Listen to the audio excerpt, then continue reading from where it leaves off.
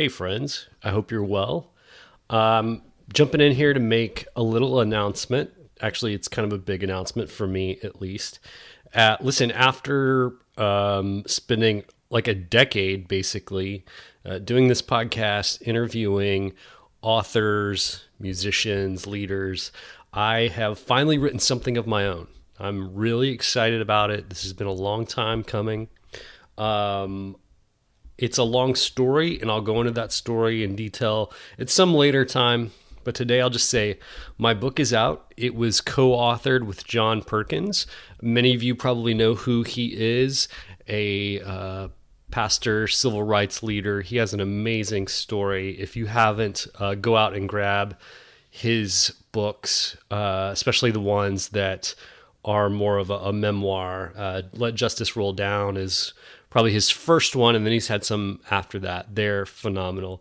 I had the supreme honor of co-writing this book with him. It's called Go and Do, and you can check it out now.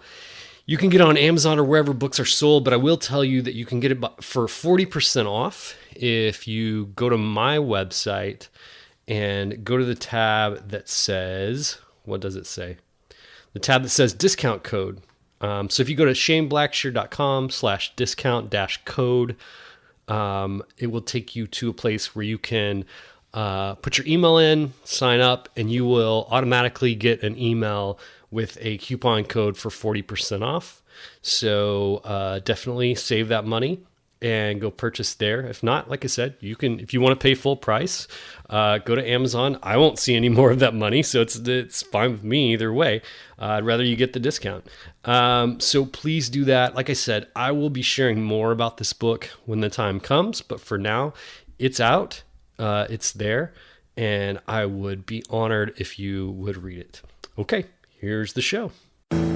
Hi, I'm Deb. This is Frankie V. I'm Grant. Hi, this is Phil. I'm Aaron. I'm Steven. Hi, I'm Joe. Hi, I'm Matt. We're Tim and Terry. I'm Susan. Hi, this is Phil. Seminary Dropout is supported by listeners like you and me. Seminary Dropout is supported by listeners like you and me. You should support the show like I did. It's easy. It's easy. Just visit supportseminarydropout.com. Just go to supportseminarydropout.com. And I'm your host, Shane Blackshear. Interviews with leading Christian authors, leaders, and thinkers. Let's go.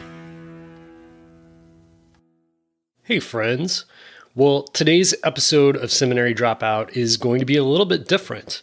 A few months ago, the church that I attend and I'm a part of the pastoral team, Austin Mustard Seed, here in Austin, Texas, began a women's book club in which they read together the just hit breakthrough book, The Making of Biblical Womanhood, How the Gospel Subjugation, no, I got that wrong, How the Subjugation of Women Became Gospel Truth by Beth, Allison, Barr. In all likelihood, you have heard a lot about this book and maybe even read it and have heard about or from the author, Beth, Allison, Barr.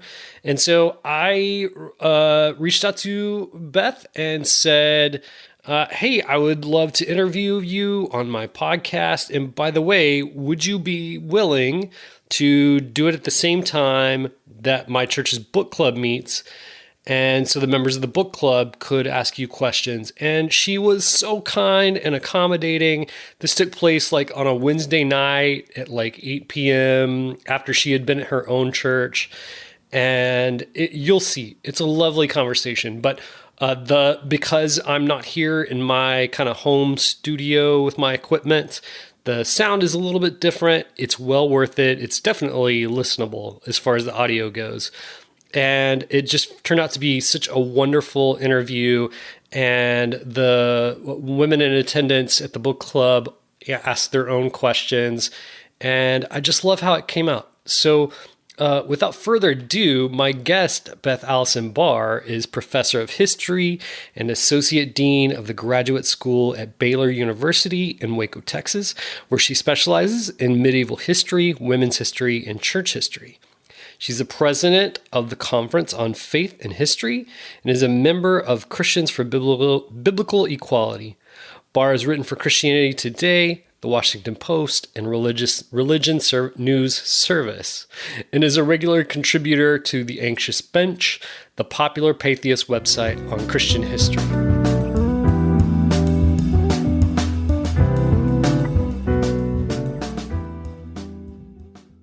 Well, cool. We're really excited to have you. So this book club has been meeting for how many weeks now? 7. 7 weeks. Yeah. Oh, wow. Will next week be your last? Next week is our last. So next week is the last. Chapter 8. Yes. Chapter 8. Have y'all peeked ahead? Yeah. I was loving it. I accidentally finished it. We were supposed to stay on track with each other. Yeah. And I finished today, so I'm squared away. I'm ready. Good. So I thought I would start with just having you tell some of your story, because that's kind of the backbone of the book is your personal story. So for those who don't know, what's the background of the book that brought this on? Yeah. Well, the background of the book is I didn't really mean to write it. That's really the truth. Was something that came together in 2018. Really was when the idea was first pitched to me, and it was because of the circumstances in my life that I had been writing about on the Anxious Bench, on the blog on Patheos, and that's really where the Making of Biblical Womanhood was born. And so in 2016, a few things happened, including my husband getting fired at the church we had been at for 14 years, and at the heart of it was our growing concern about the church's stance on women in ministry. It wasn't the only thing that was going on, but it was at the heart of what was going on. And it was also the trigger for him getting fired when we pushed to have a woman co-teach Sunday school, which seems so small. It was just so crazy to me now thinking about it. But that was the trigger. And that happened at the same time that, the same semester that Donald Trump got elected, which was really a stunning thing. I'm not a real political person. I never really considered myself a very political person, but it was sort of stunning to have, this with our church that had become so hardline about women in ministry that they wouldn't even let a woman co-teach Sunday school. And then we elected a president who was outwardly misogynist. And not only that, there was that live tape in which he made very inappropriate comments about a woman's body. And it was just those things just kind of hit at the same time. And then to hear my friends at church defending both of these things, defending that it was God's will for women not to be in these positions of leadership, and it hit me that something was deeply wrong in the evangelical world. And part of why I knew this was because of my background as a historian. And I had known for quite a long time that a lot of the things that we believed were biblical womanhood were actually born in culture. And I could trace it. And I could show you where it came from. And I could show how, sort of modern biblical womanhood looked just like 19th century cult of domesticity. And I could show you where James Dobson was pulling from some of that 19th century stuff when they were writing these modern, you can go straight back to these 18th and 19th century texts that you see some of these folk pulling from for, legitimizing biblical womanhood. And so it was just sort of this mind-boggling moment for me when I realized that things were so deeply wrong in the evangelical church that that we would defend misogyny over the Bible. And so in fact, I document the moment that, my introduction tells when I sort of everything kind of blew up for me when I realized I just couldn't stay silent any longer. I didn't really know what I was going to do, but it was that moment that I began to write, very cautiously at first. but getting bolder over time on the anxious bench, writing through why I thought evangelicals had gotten this stance on women wrong and that it was dangerous.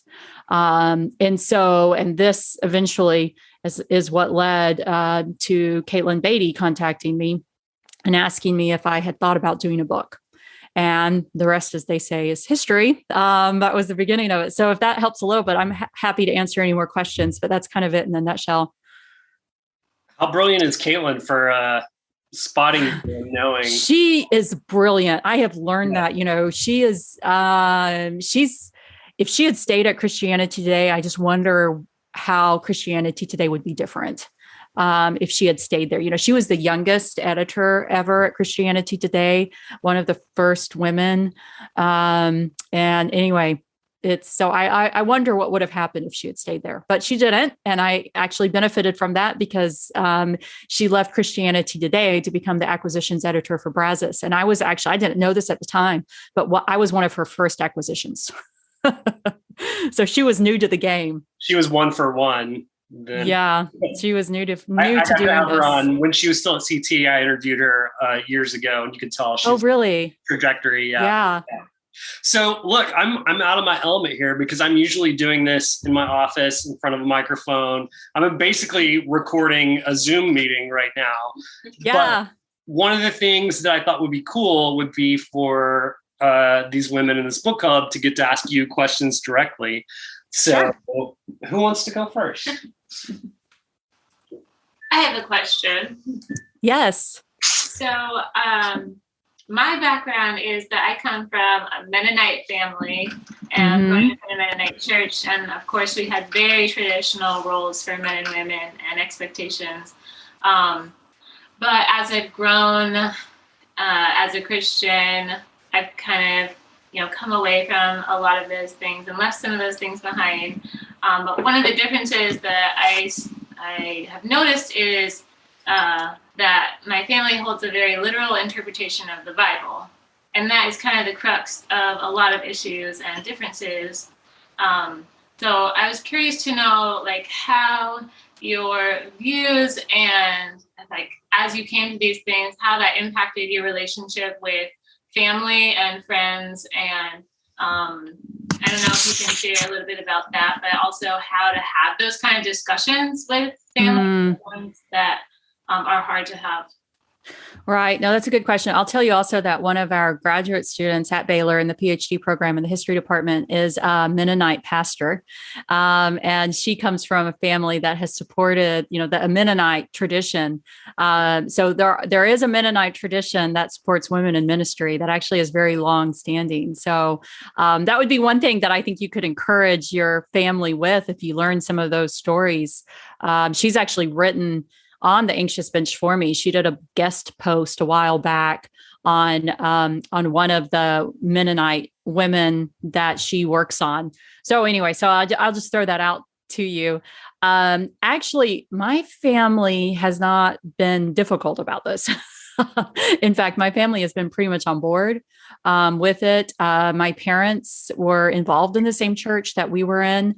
And they too, in fact, the only reason they hung on for as long as we did was because we were still there. They would have left. They were already so tired of the trajectory that the church was going. And even my husband's family, which, his mom is more conservative than my parents ever were. But one of the interesting things after she read the book, she reached out to me and she was like, you know what? She said, I didn't even know that these attitudes, that this is what some of these teachings were indicating about women, because it never personally impacted her. And she was just really kind of struck by it and was really glad for the book. And then my husband's sister is an ordained pastor.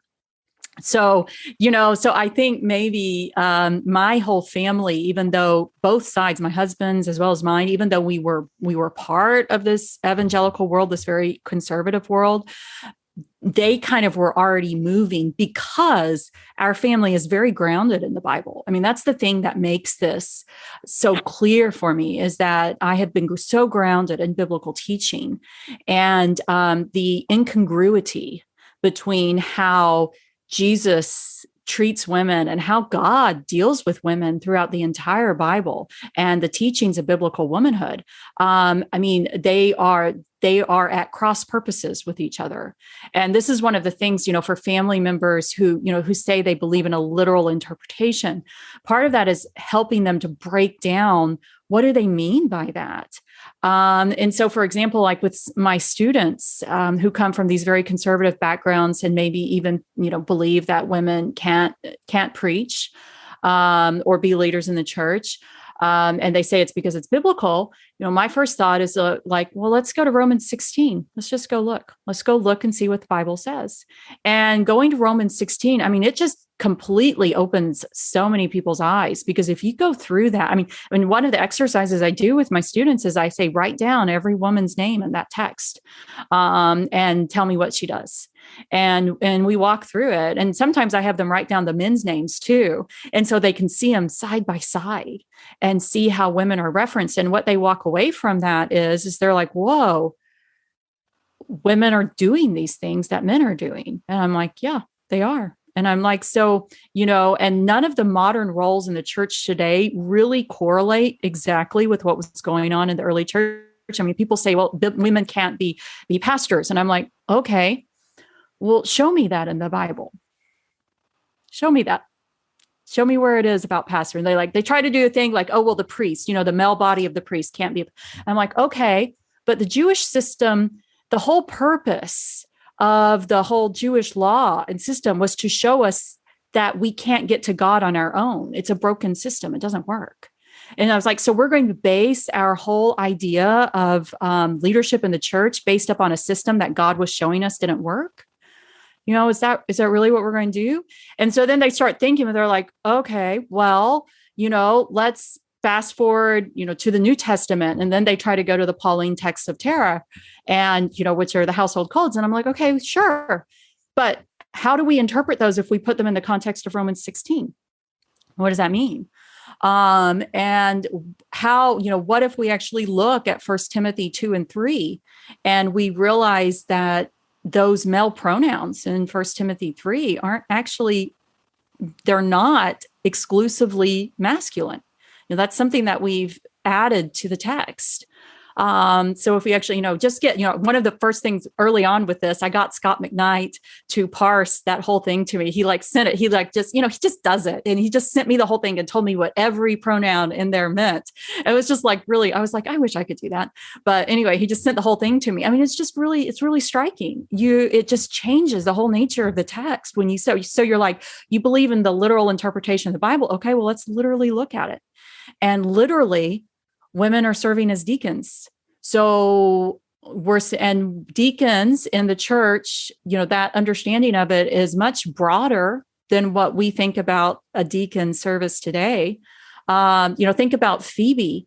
Phoebe's the deacon who carried Romans back to Rome, which meant that she preached it. That's what she did. She carried it and she preached it. And so Phoebe was the first preacher of the most important Pauline text.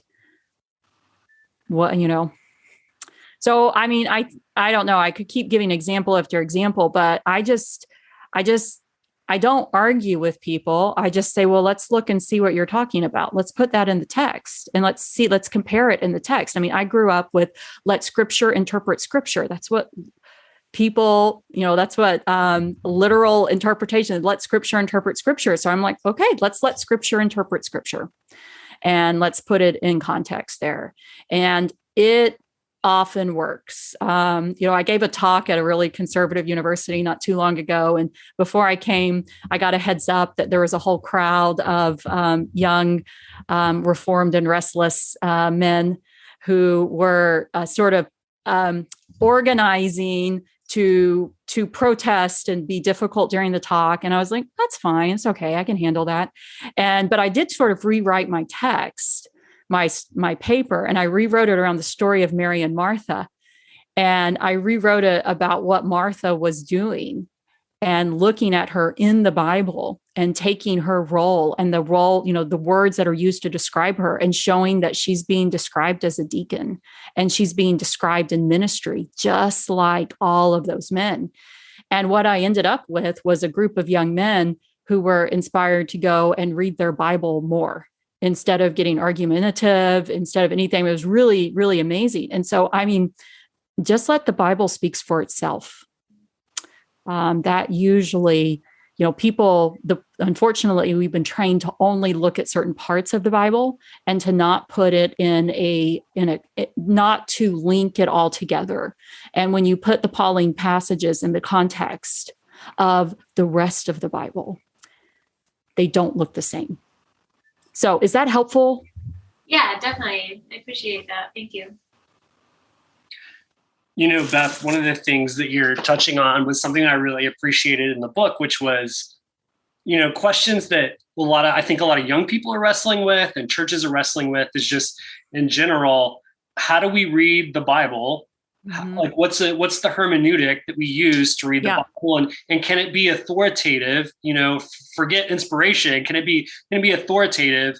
And I feel like before we even ask those questions, we have to learn to deal with the Bible on its own terms and not through like the baggage of the culture that we bring to it before we can even say like, how do I want this to affect my life? We have to understand what we carry to the text. And that's actually a really hard thing. I think that was a lot because I'm a historian. This is the basic methodology of being a historian is that I'm trained in social and cultural history. And so one part of my background is that historians never approach texts as neutral parties. We always carry things to the text. And so for us to understand the texts, we have to not only put the text within its own context, but we have to understand why we are looking at it a particular way. And it does not mean that you can't glean truth from texts. It just means that you can get a better shot at getting truth from texts if you understand what you're bringing to it and if you understand the appropriate context of the text. And so I think, and that really is how we need to learn to approach the Bible. The Bible was written in a world that wasn't like ours. And one of the things we've done with the English Bible is we have made the Bible maybe approachable in ways that doesn't always do us a service because it makes us think that we understand it in ways that we really don't because we don't struggle with it as much.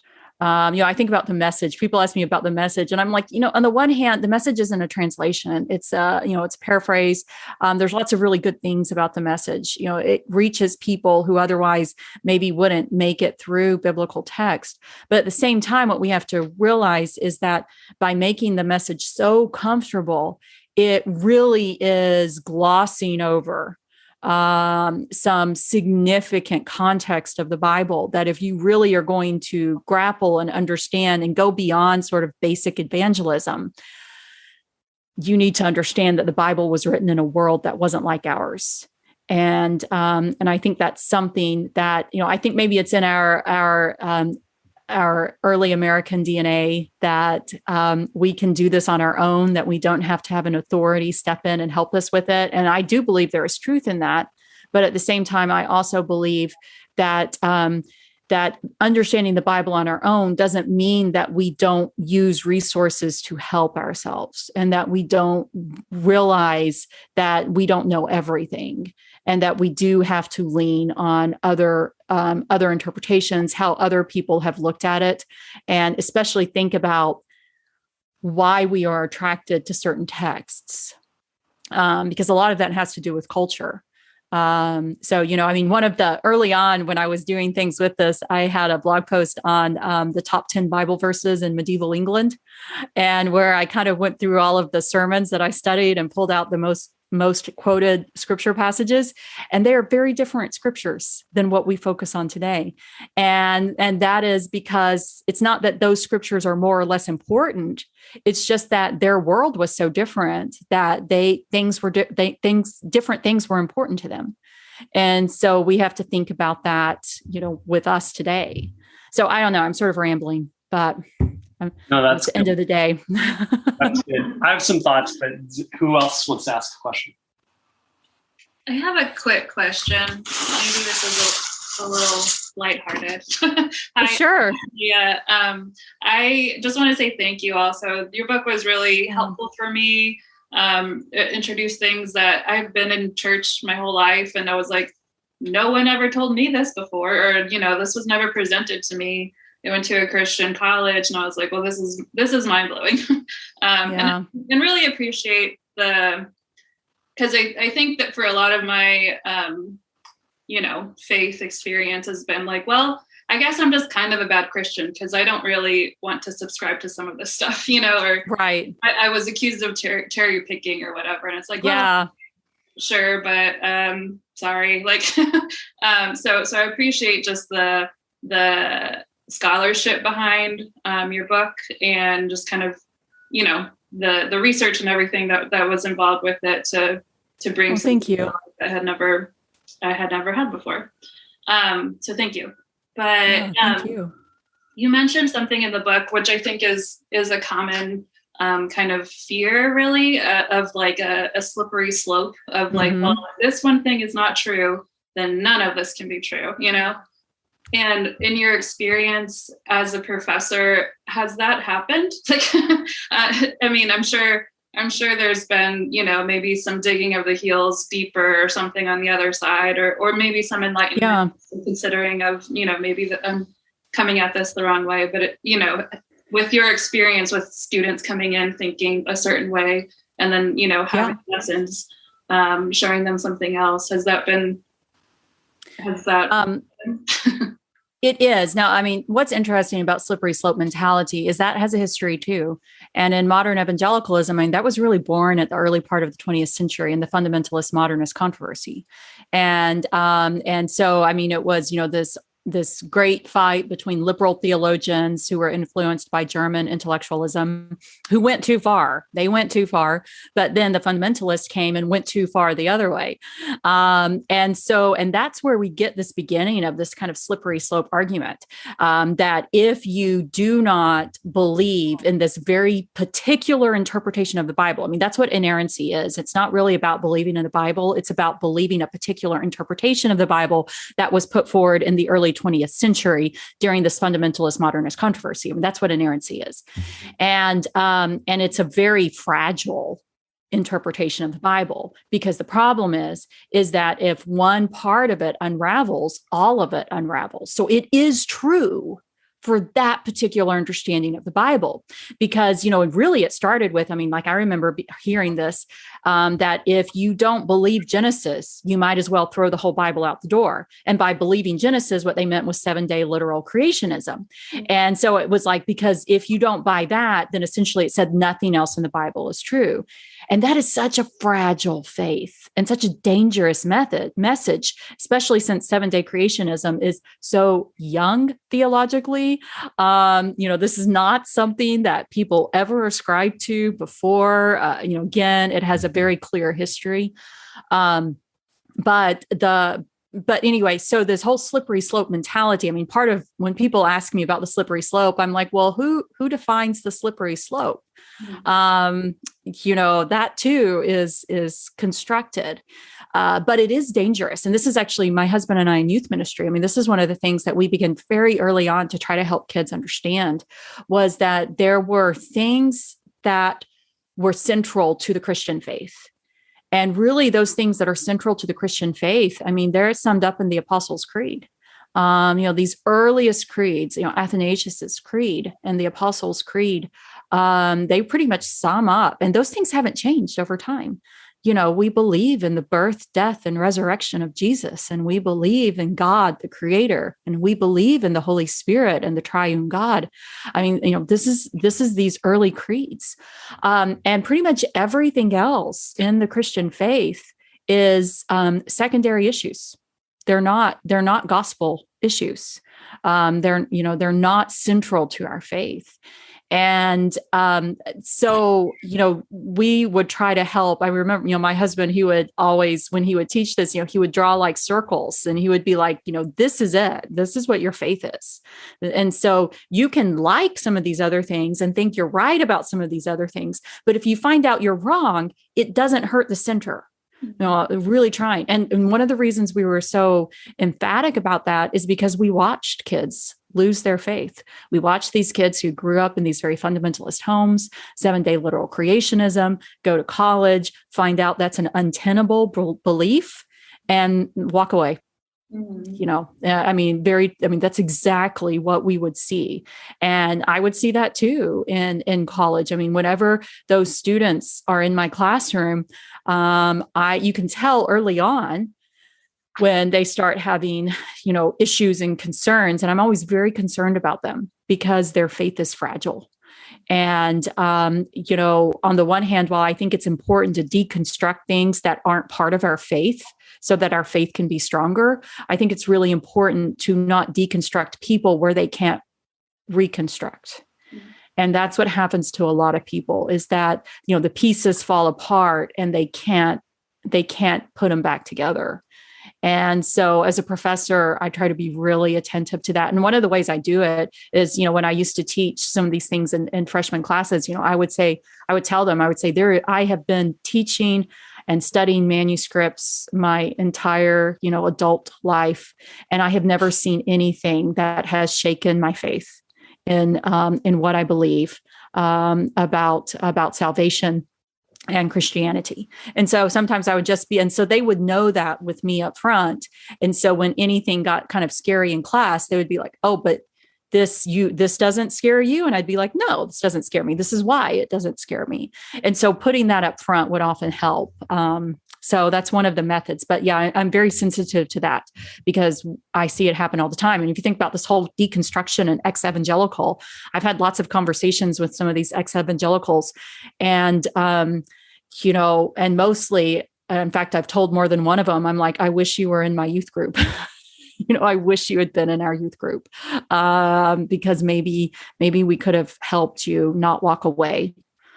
So.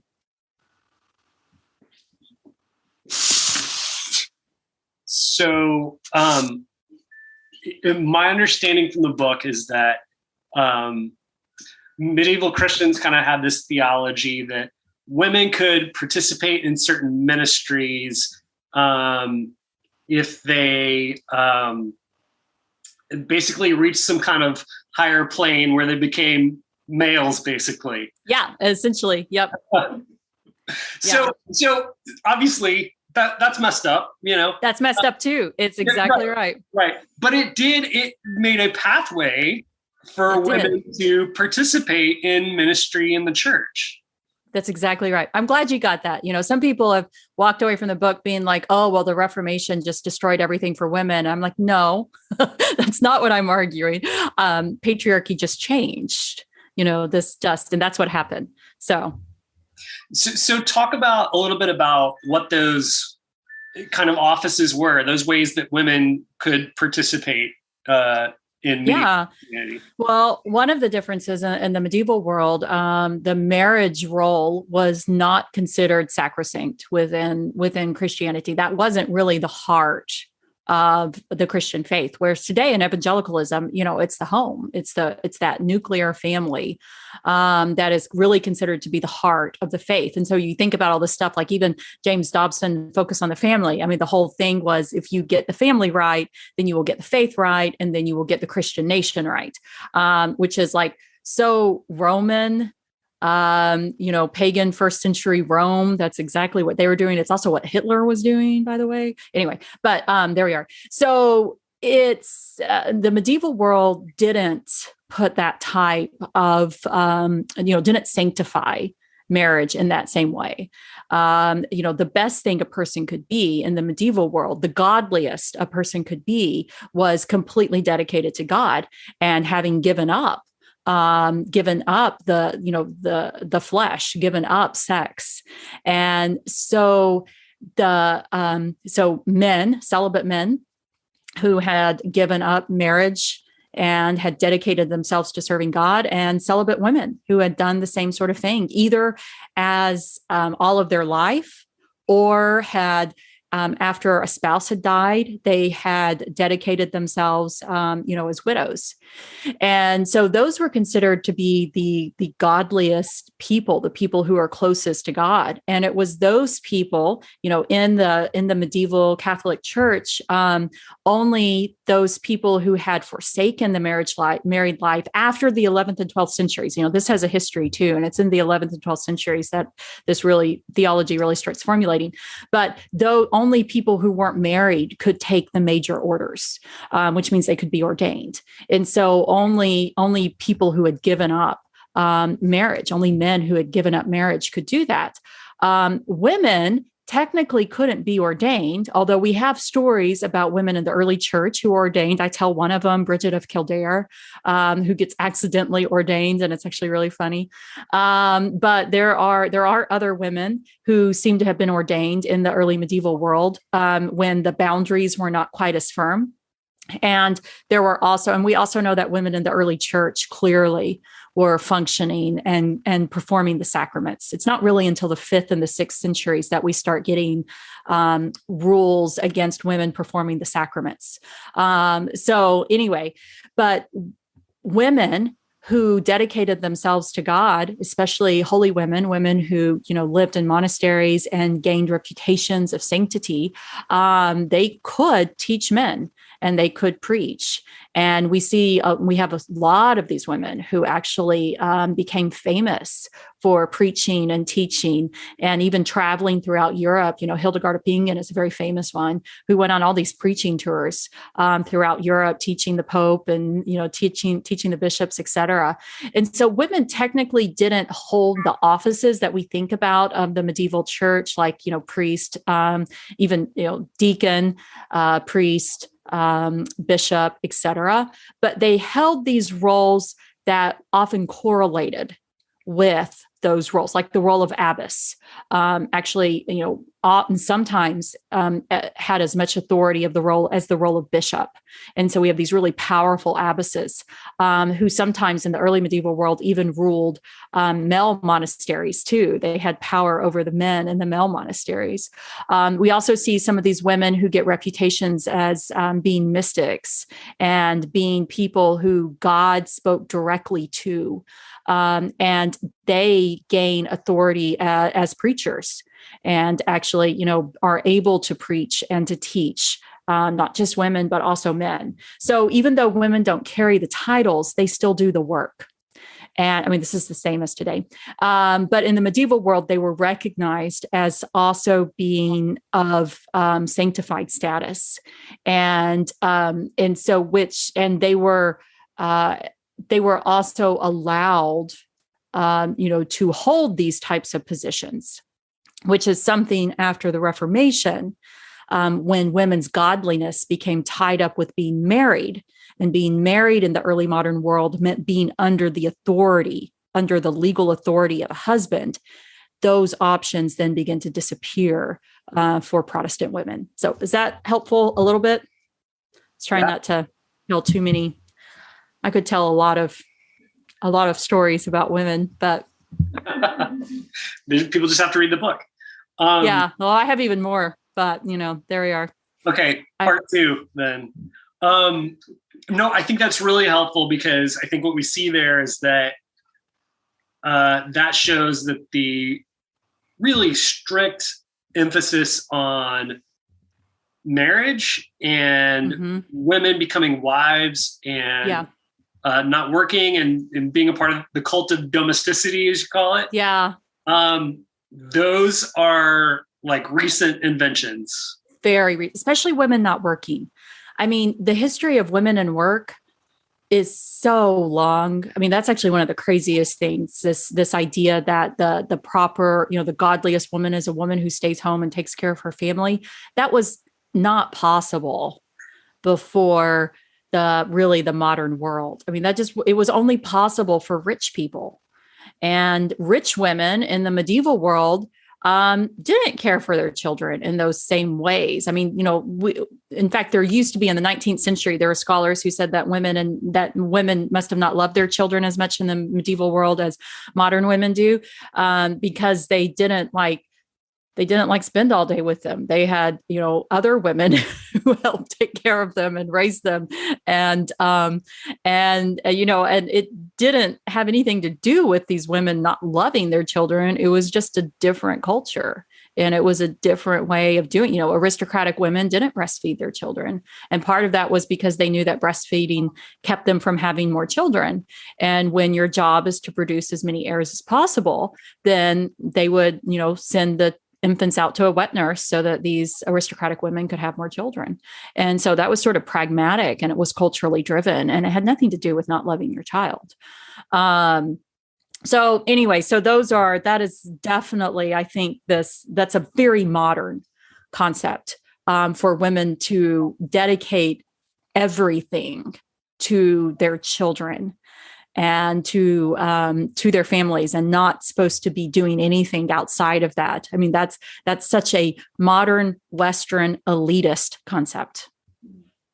And so that's kind of the thesis of the book, is like this idea that a biblical woman looks like this, someone who stays home and doesn't teach men, and so on and so forth. Yep. That we're not getting back to something old. We're inventing something new. New. That's exactly right. We are inventing something new. And we're taking pieces of it from the past and weaving them together to try to make it look like things have always been this way.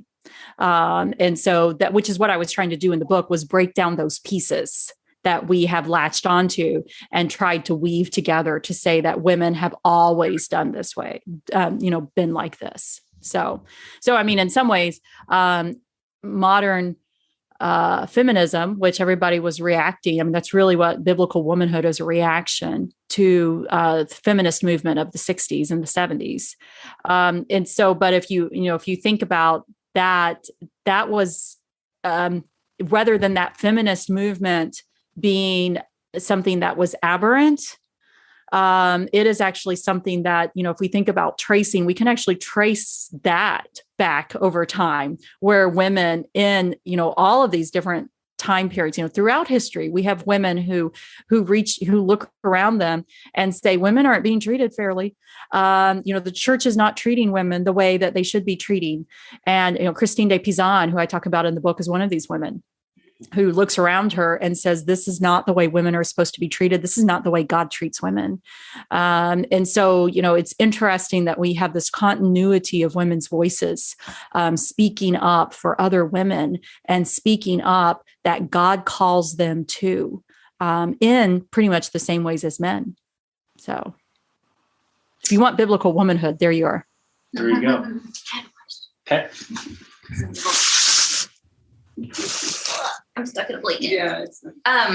Okay, so my question is, I'm married and I have a very supportive husband. I work in a male-dominated field. I grew up in a household with a mother who worked and a grandmother who worked and owned her own. Right. But, I have lots of examples of that in my life, and I think as a result chose a spouse who feels similarly. But when I talk about things like the patriarchy or biblical womanhood, and not just with him, but of other men of like mind, there's shame associated to it, right? They feel that it's accusatory, and it's you have to be very careful because, just like with racism, there's a fragility to it when you bring it to mind. And there is a fragility.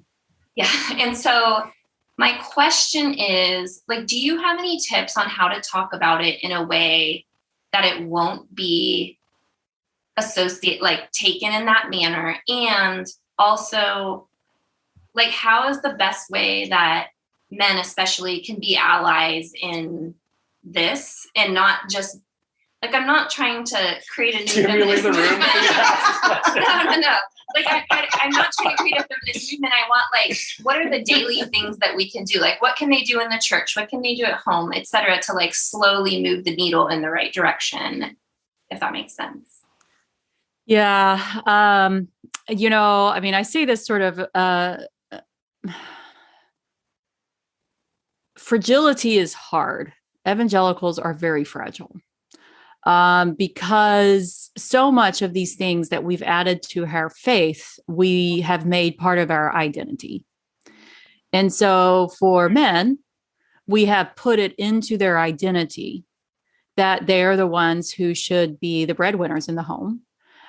We have shamed them for not making enough money for their wives to not have to work outside the home. We have even, we've even created this where they have to be these strong, manly leaders. And we shame men who really aren't good leaders. I mean, I know a lot of men that aren't good leaders at all. I work in academia, and there's a lot of professors that really shouldn't be leaders. I mean, we're really good teachers, but we're not really good in some other things. And so, but we shame men because they have, they've grown up with this promise keeper sort of thing that they are supposed to be the leaders of the home. And even think about the song Courageous, which every time I think about that, it always, I like the song, but then I think about what it teaches men.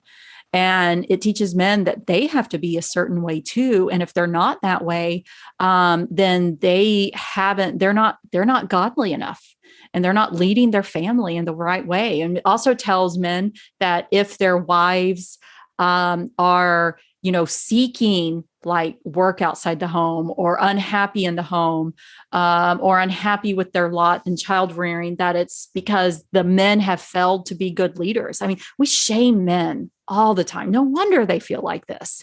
Biblical womanhood is not good for men because it makes them be something that many of them aren't made to be, aren't wired to be. I still, my husband gets this all the time. I hate it when people ask him questions. They say like, oh, well, what's it like being in your wife's shadow? And I'm like, why would you even ask that question? That's like not a healthy question to ask. They also used to ask him like, how do you feel about your wife making more money than you do? And I still remember one time where he laughed. This was like early on when we were still in graduate school, and somebody asked him, they were like, well, how are you going to feel about your wife making more money than you? And he was like, I can't wait till my wife makes more money than me. He was like, he's like, I'm really glad things aren't dependent upon me. And so, I think part of it with men and with our spouses, and I think about this with my son too, is helping them to realize that this isn't shaming them, that part of what has happened to women with biblical womanhood has also been negative for men. It's put them in these positions that many of them, God never intended for them to be in. And so I think one of the things that, I've tried to do in my marriage with my husband, and our marriage isn't perfect, but it's, it certainly seems to work pretty well. And one of the things that instead of trying to think about the things that I think he should do, I think about the things that he does best, and what are the areas that he excels in, and the things that he really loves doing.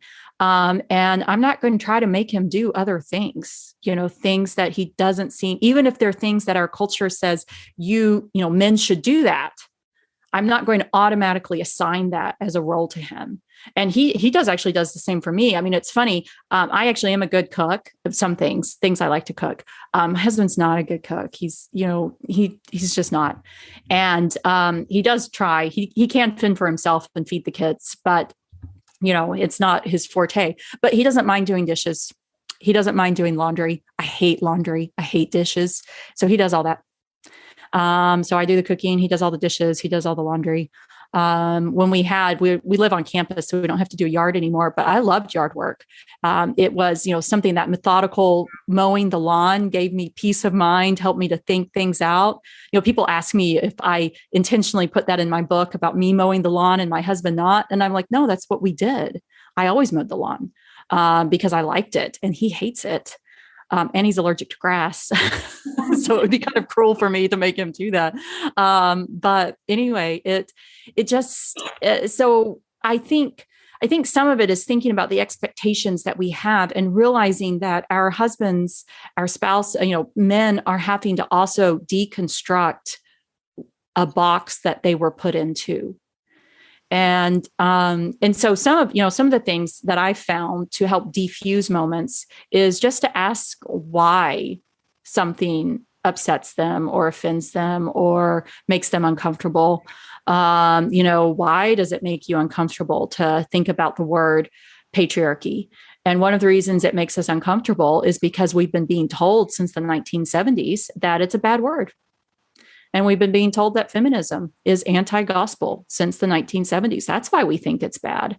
And so sometimes just having that frank conversation and then, asking, like, what does it mean? What do you mean when you talk about patriarchy? And what you mean is that women are always put under, authority of men. They're never allowed, they're always put under that type of authority in some sense.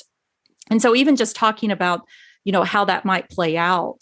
So I don't know. I mean, I think helping not to place, if you want to deconstruct your own role and to be able to do what God has called you to do, we've got to let our spouses be called to do what God has called them to do too, and not try to make them fit a certain mold. It's very unfair of us to say we don't want to fit a certain mold, that women weren't made to be put in boxes and then put our husbands in boxes.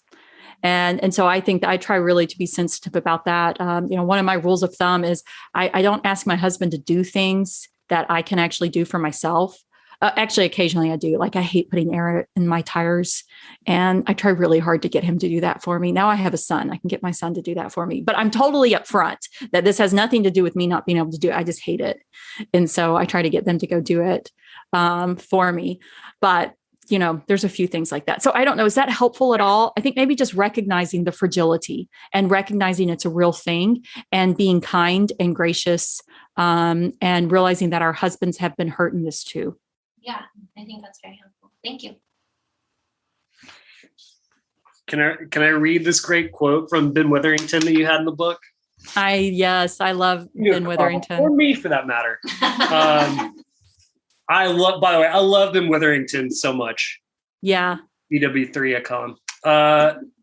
No, the problem in the church is not strong women, but rather weak men who feel threatened by strong women and have tried various means, even by dubious exegesis, to prevent them from exercising their gifts and graces in the church. Yep. That's exactly right. But, we have to remember that those weak men who are threatened by women, it's because they have been taught to do that. And so I try really hard to be, why do men respond this way? It's because we've taught them to respond this way. And so, there has to be re-education and grace on both sides. When I heard women talking about like the guilt of like not living up to being like a Pinterest mom, like all of you don't cut your kids' sandwiches in star shapes and the dinosaurs, and the dinosaurs and stuff. Yeah. Well, my response for a long time was like, well, okay, but like, why do you care? Like, why feel that pressure? And I realized they felt that pressure because society told them to feel that pressure. And it sounds like that's what you're saying about men is like society also tells us to feel a certain way, whether we want to or not. Yep.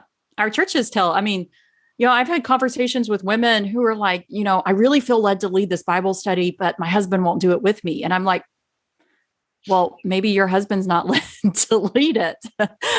If you feel led, why don't you do it? It's like, why are we trying to make our husbands do things just because we think they should do them?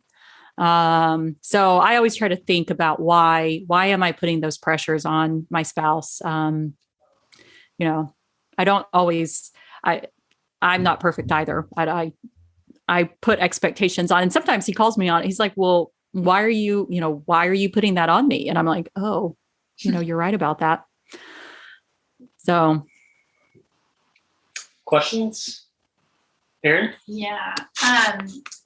I really appreciate you sharing your story about the catalysts for you writing this book, and two of them, and both very vulnerable and incredibly painful. And so I appreciate you sharing that. I could relate to some of the the church hurt. Yeah. And I know several friends who could as well. And I feel like you were telling the story of one of our best friends, you at the youth ministry, and also challenging the role of women. And so anyway, but I'm sorry. Curious, thank you. I'm curious, we've had a lot of conversation in our church community over the last 4 or 5 years about how to reconcile our relationship with the evangelical church that many of us left, or that many of us really have a hard time associating with, or even embarrassed to say that was the culture and that was what we grew up in. And, you have a lot of hurt. You have one son, is it? That I have a son and a daughter. Yeah. You have your children that had to leave a church community that they grew up in. Yes. So I'm curious where you and your husband, what your journey of healing has been like since you walked out that one day. Mm-hmm. We're supposed to be greeting people, even though they let you go. Just crazy. I'm curious what your journey's been like. If you'd want to share some of that, doesn't necessarily have to, right. be public, and where your kids are at with that, and how you're able to have those conversations with them. And I'm sure I don't know exactly the timeline, but these are relationships they just had to leave. Walk away from. Yeah, no, it was hardest on my son. He was 13 when it happened. He just turned 13. He was looking forward to being in his dad's youth group when we had to tell him that wasn't going to happen. That was really hard, really, really hard on him. He, of course, knew it was most awkward for him. He knew parts of it. We tried to shelter him from, some of it. We didn't shelter. We told him, we said, that there were things we could no longer agree with at the church. And he knew what some of them were. And so he knew parts of it. Now he knows the whole thing.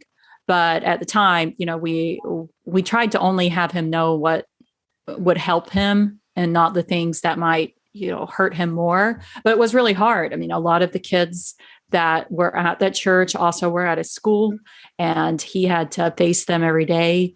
And so those were really challenging for him. Our daughter was younger. She was only 6, and she actually really doesn't remember all that much anymore. She was sad about leaving her friends at the time, but, it wasn't quite as traumatic for her. I think, I think the change was hard, and we ended up in a very, very small church, and it doesn't at all provide because it's so small, it doesn't provide the social sort of supports that our church that was much larger did. It also doesn't have the same, type of teaching just because we're so small. I mean, it's just not able to do all of those things.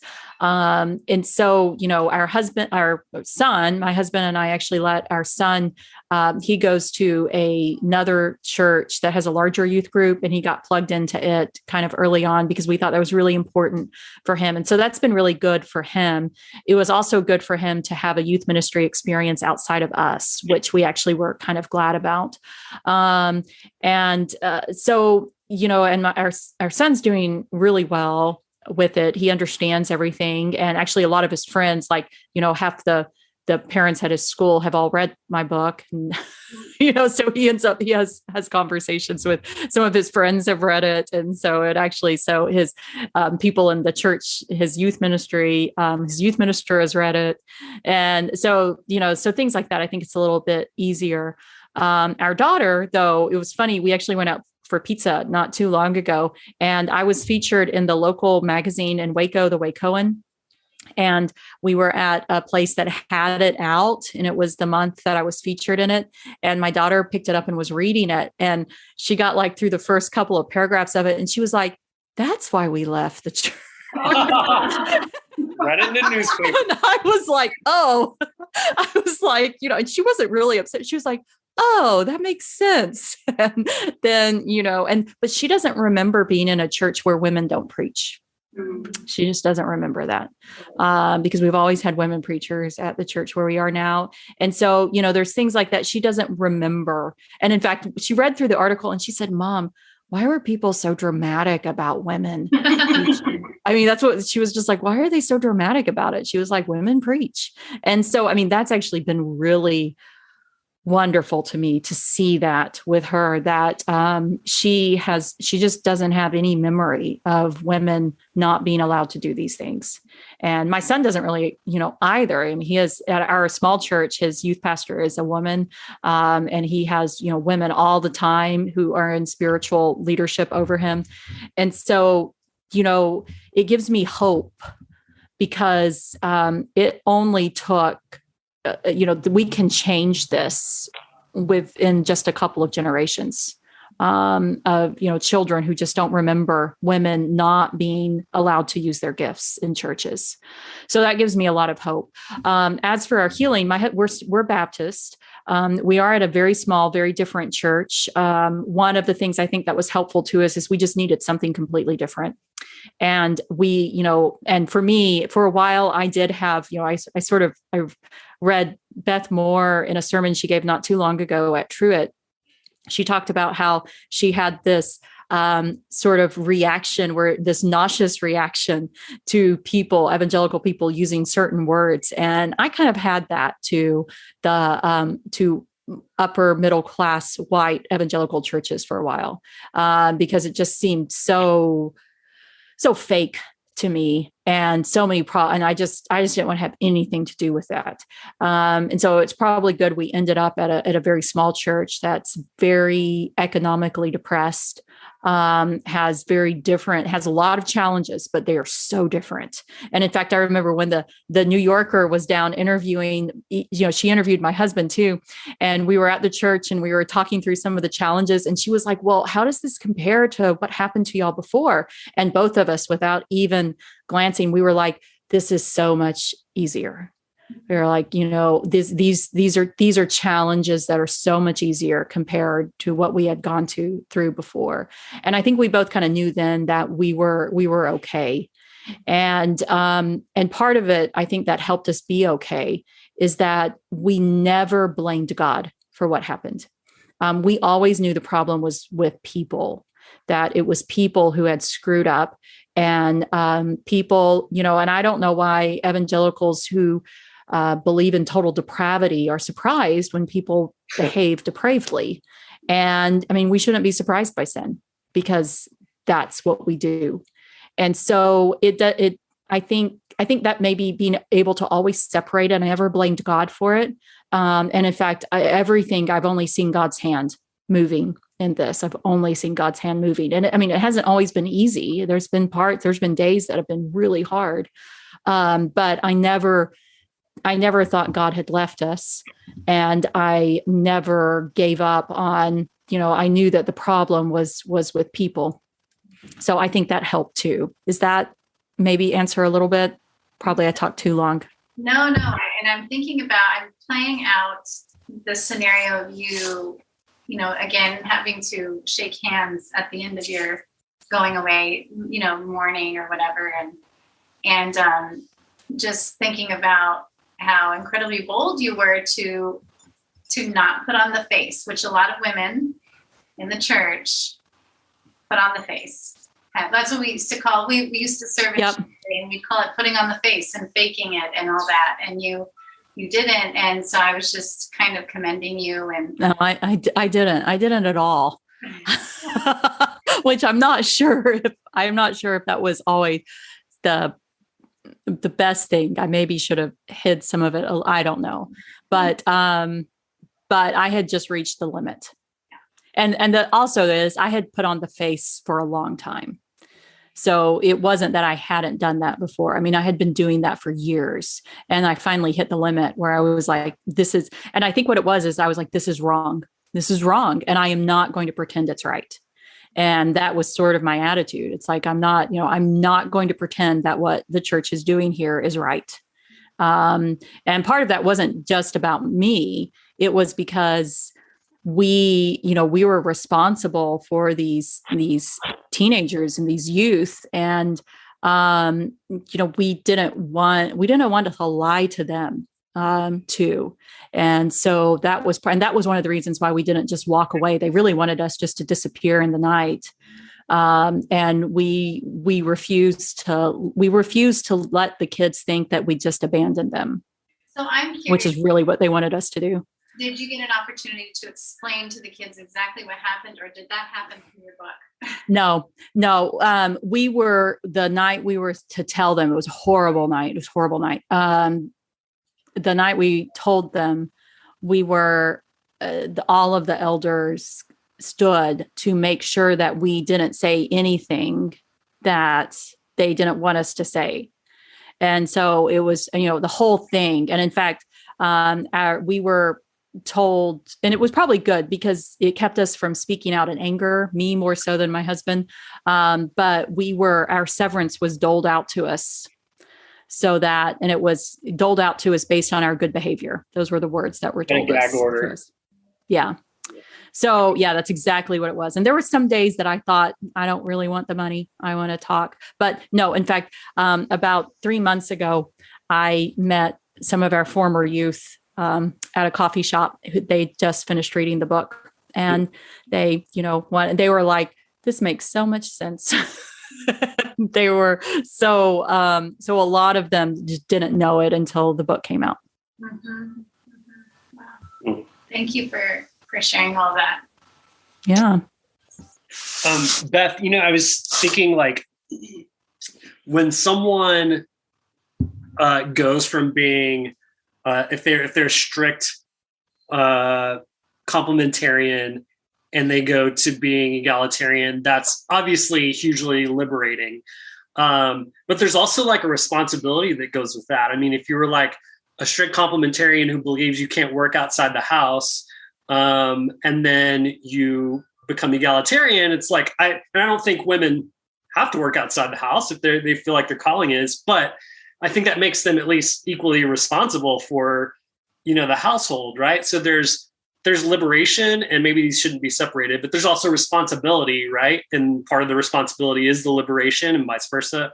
And I'm wondering, like, what that looks like in the church as well, where maybe sometimes, like, we've tweaked our mental furniture to be right, but we don't have the templates. We didn't grow up with templates of seeing women serve. And so, like, what's the responsibility that goes along? Yeah. That's interesting to put it that way. And my kind of bottom line is, I just don't think we should limit God. I think we should let God use people the way God has called people to be used. And so I don't care how they're called to be used. If it is, in some women, families, it works best to be stay-at-home moms, even homeschooling moms. And I'm like, that's fine. Just don't say that that's the godly way to do it. That's what God, that's how your family feels called to do it. So I kind of also do that, with leadership in the church. I mean, one of the big problems, and this is something I actually talked about with a pastor at a very large church. And he was like, we keep trying to get women to serve on things. And we keep asking them, to do these and to serve on these committees. And they keep telling us no. And I'm like, well, have you asked yourself why they're telling you no? I mean, on the one hand, you could say, oh, women just don't want to do this and they just don't feel called to do that. Well, probably not. Ask them why they aren't wanting to do this. And what's really funny is he stopped like in the middle of the podcast and was like, we've never asked them why. He was like, we've never asked them why they didn't say yes to serving. And some of the things that, what we find is that we have built structures in the church that exclude women and that make it much more difficult for women to be a part of it. And so, like, for example, if you're asking a woman to serve on a committee that's only ever had men serve on it, and it meets at a time that men would always get together, it's meeting at 7:00 at night. And you're asking a woman who might have a full day job or other things, to come and sit in a room of all men who have never had a woman on the committee before during a time where she's usually at home having dinner with her kids. I would say no. We've got to restructure some of the ways we do things to fit women's schedules And what women, if you want women at the table, you have to, if you're serious about putting women at the table, then you have to make the table be inviting for them. And so I think, our mental furniture is we need to rethink how we, the church modeled on the business model of the world, which is what we have done with the mega church and with, our big wealthier churches. If we have modeled it after the business model, which is modeled on the lifestyle of men being outside the home working, that excludes families. And so we have built churches on that model. And so we've got to rebuild the church. We've got to rethink those structures in the church. The other thing is that women are already doing a lot of this work in churches. We're just not giving them the title, and that's it. I mean, just look, many women are already, the women who are running the kitchen service, who are called all sorts of different things. I mean, they're being deacons. Call them a deacon. Put them at the table with the deacons. And so some of it is just thinking, where are women already doing these roles and then recognizing them for it. So does that help? Yeah. And I also see a role for men in there too, in that my wife needs to know that leaving the kids with me is okay. I'm not babysitting. I'm just being the parent. That's exactly right. Yeah. Although I can tell you too, as somebody who, at the end of the day, sometimes I don't really want to go do those things. I'm like, if you want me to, why don't you ask me at a time like where I'm already out doing something where I don't have to get out and do something else. So I think that's true. But no, you're right. It's also re-educating, parental involvement. That it takes two of us. I mean, my husband's out there right now getting my kids in bed while I'm doing this. And so it's doing that too, just, that we are both involved in this and we both have to do the things, so that we can use our gifts the way God has called us. April, you have any questions? Yeah, I'm April. Shane already kind of asked the question I had, but I want to dovetail off that a little bit. And also my oldest daughter is majoring in history. She's a sophomore, just a little bit down the road from you at Southwestern. Yeah. So yeah. So thanks for. I know a lot of professors there. I bet you do. Yeah, I do. Giving me a picture of what sorts of things she could do someday with her life. But yes. Yeah. But sort of dovetail off what Shane already asked. Beyond the practical logistics of, inviting women to the table, how do we, this kind of, bounces off a couple of the other questions too. Like once you've deconstructed and reconstructed your ideas and thought about these logistics and asked the women why they say no. And part of the reason they say no is like probably some of what you've heard, Forbes and Harvard, have all been reporting how COVID has hit women harder than men. And yeah, that's exactly right. Women are just tired. Yes. What would you say to church leaders? How, what else? Yeah. That's what I'm asking. I mean, that's one of the things that we wrestle with a little bit at our small church, is women saying no and asking why. And the reason often is just, I can't. I can't do anything else. So we have a lot of men doing things, and that's not how we want it to be. So one of the things is to ask the women what would be needed to take off their plate for them to be able to say yes to something in the church, and letting, what would they need to have help with or taken off. And it could be something as easy as figuring out, childcare for whatever that evening or the teaching or whatever it is. And somebody solving all those logistic problems, for women, and even their husbands. I mean, it's hard to think about, especially when you have small kids, to think about not only do you have to go somewhere at night, but you've got to get them to wherever the childcare is going to be taking place. You got to figure out what food to take with them. Do you have to bring their pajamas or their diapers or whatever to put them in? I mean, all of those things, and they just all take mental space. I'm going to say, so the mental is what I hear you saying. Yeah. Some of that mental load. Yeah. What can be done to reduce that mental load? Some of it is doing the preparation for them. Like if you're asking a woman to lead a Bible study and she's never led one before because she's never been allowed to, she may not have the tools to do it, and she may not feel confident in doing it. And so can you start off if you want them to be involved in that type, can you find studies that they can, help lead that doesn't require them to write all the lessons themselves, and that allows them and maybe gives them some flexibility. Like maybe they don't want to do it all the time, but they'll do it with somebody else. And so they'll co-teach it. And so, what are some ways that can help make it not a burden, but help women realize that they can use, that they may be called in some of these areas. So I think that some of it also is, really just asking those questions, like, what if you were to do something in the church, what would you want to do? And just leave it open-ended. Instead of asking women to do specific things, ask them, if they could do anything that really would be life-giving to them in the church, what would it be? And just see what they come up with, to see how they answer that question. Like for me, it's life-giving for me to teach Sunday school. I love teaching Sunday school. It's not something that stresses me out.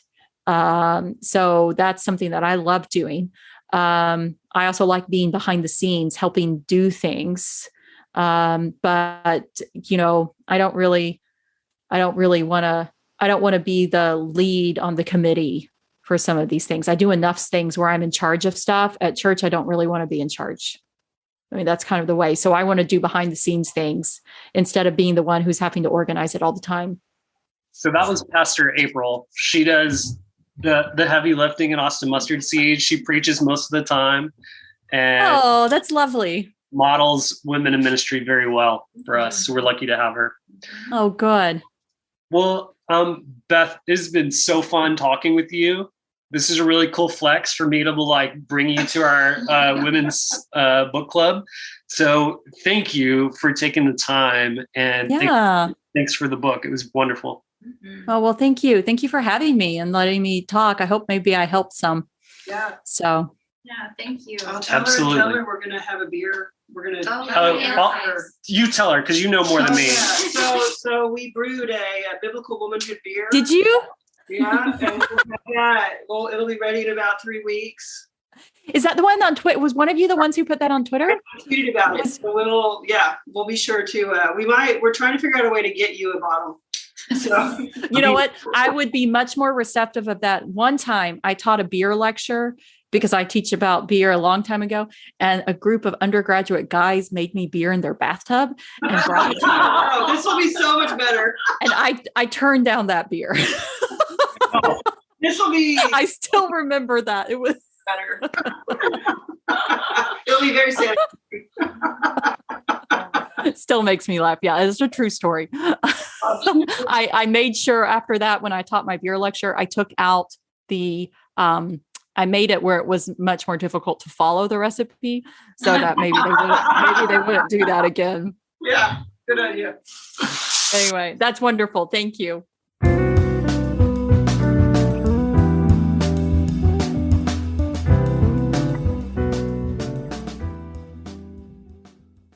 Thanks for joining me for another episode of Seminary Dropout. Remember, you can find all the show notes for this show and all shows at shaneblackshear.com. Oh, and hey, have you ever thought about starting your very own podcast? I bet you have. And I think you should do it. In fact, I've created a course just for you to teach you everything that I've learned over the last couple of years producing Seminary Dropout. So if you're interested in podcasting and want to learn how, go check out my course. You can go there by typing in podcastingforeveryone.org. And you can get a special discount by typing in the discount code Seminary Dropout, all one word. That'll give you 25% off. So go check it out. If you have any questions, let me know. Okay. Thanks to those that left ratings and reviews on iTunes this week. Remember, that keeps the show front and center. Also, remember, you can find me on Twitter at @beardonabike.